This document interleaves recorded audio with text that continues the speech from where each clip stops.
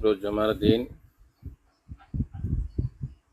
এই দুরূদ ৮০ বার পাঠ করিলে আল্লাহ তাআলা বান্দার ৮০ বৎসরের গুনাহ মাফ করে দেন। আল্লাহুম্মা সাল্লি আলা সাইয়্যিদিনা মুহাম্মাদিন নাবিয়্যিল উম্মি। আল্লাহুম্মা সাল্লি আলা সাইয়্যিদিনা মুহাম্মাদিন নাবিয়্যিল উম্মি। اللهم صل على سيدنا محمد النبي الأمي. اللهم صل على سيدنا محمد النبي الأمي.